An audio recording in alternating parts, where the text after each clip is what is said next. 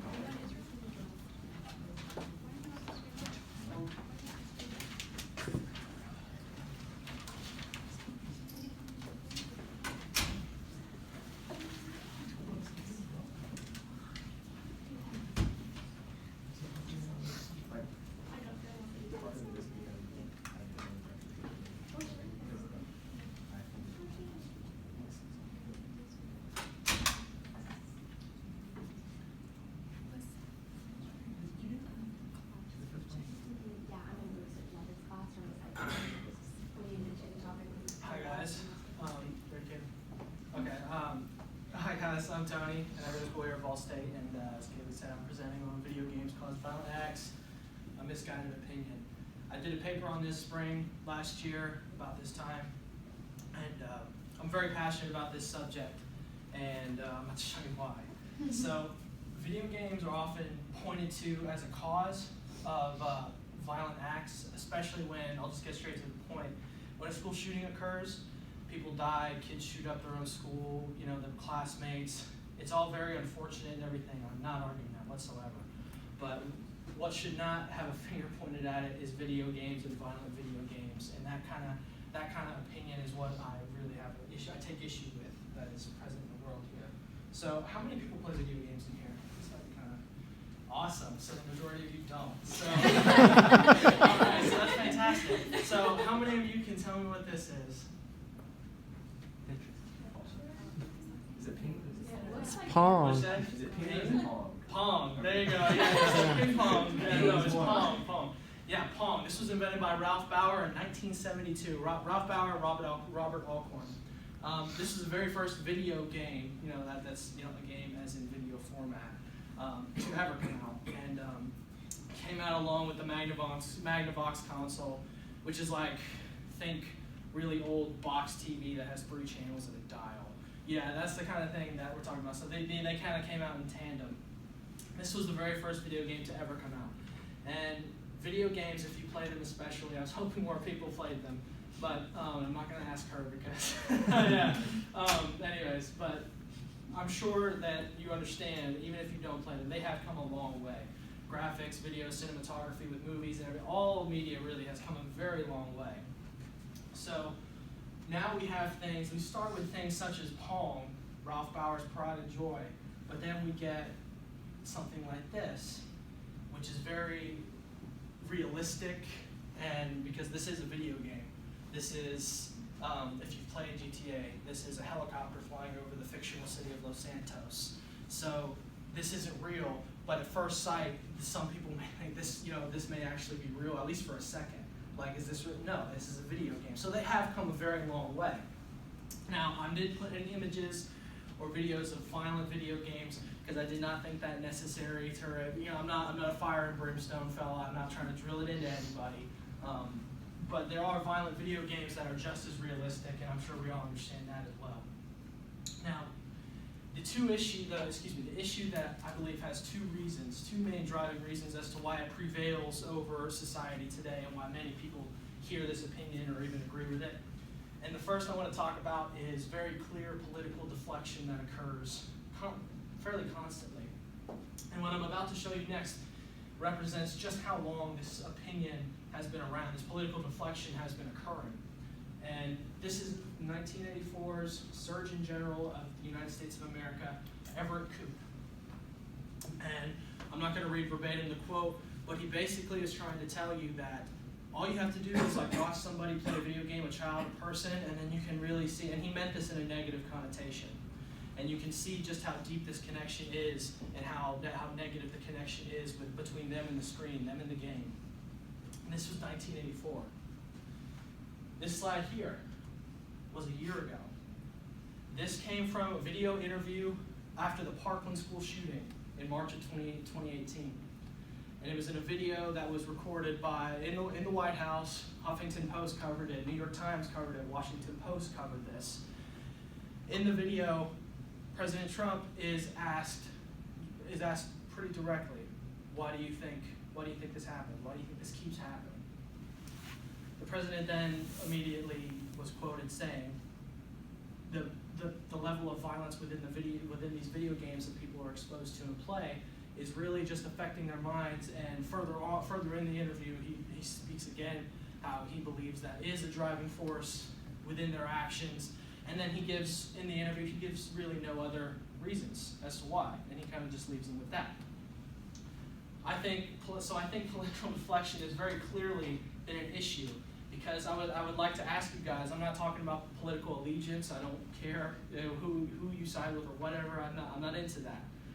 Would you agree that, because his approval rating is about 42% last I checked, would you agree that if a political figure such as the Surgeon General, Mr. Koop, or President Trump, if they say something, especially in front of such mass media as they normally do, if they say something and make a statement and it falls down and everybody starts reading it, hearing it, what do you think is going to happen?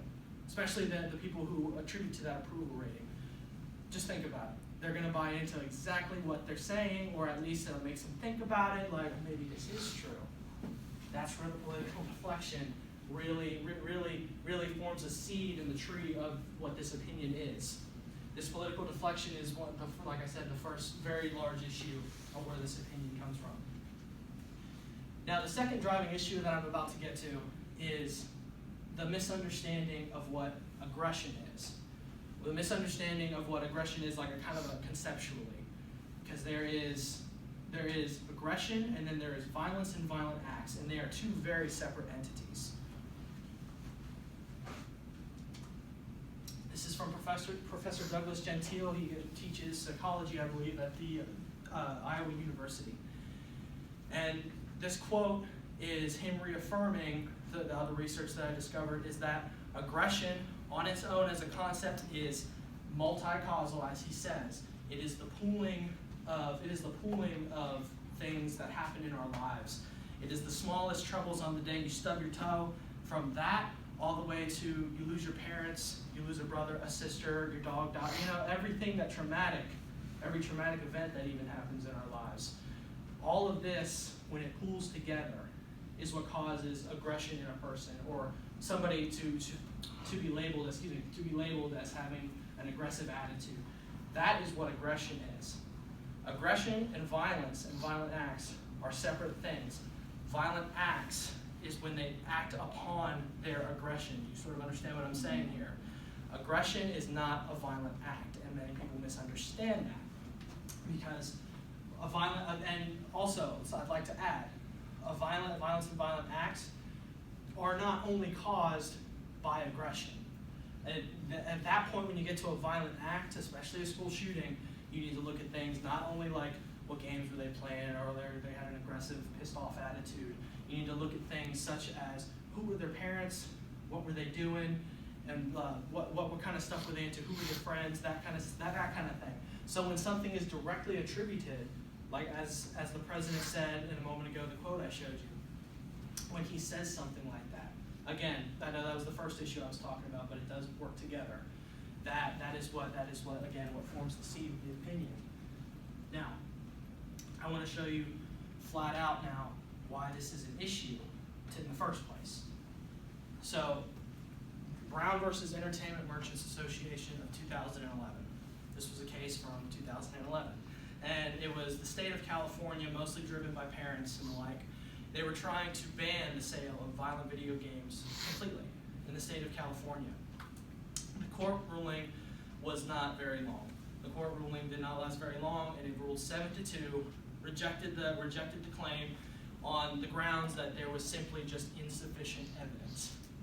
Now, a Supreme Court, I've never been in one myself, and I hope none of you have to ever be in front of a Supreme Court, but would you agree that that is a very high amount of scrutiny for anybody or anything to be underneath? Exactly.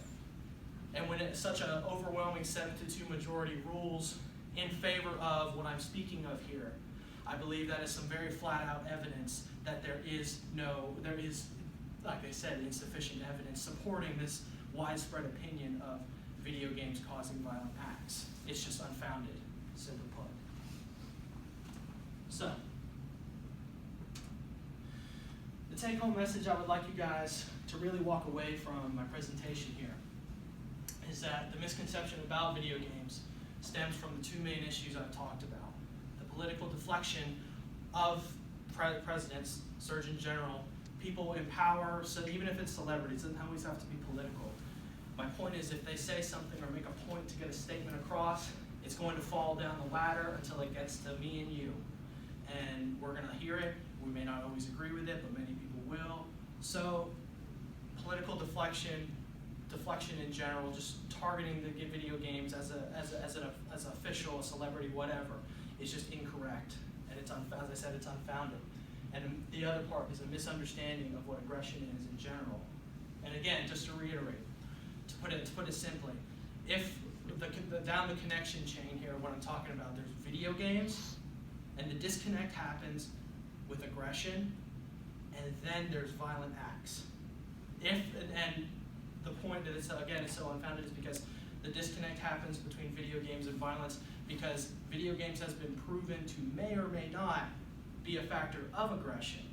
It is in no way proven that it can make the jump to a violent act whatsoever. In fact, there's proof against that. So, video games causing violent acts is a very widespread misconception, and I wish it to be gone, but that's great and all, it's great sentiment, but I know it's not that simple. So, if I can just start with you guys sharing my idea and ideas of other researchers I've studied and everything, they do not cause violent acts, and they are not a bad thing.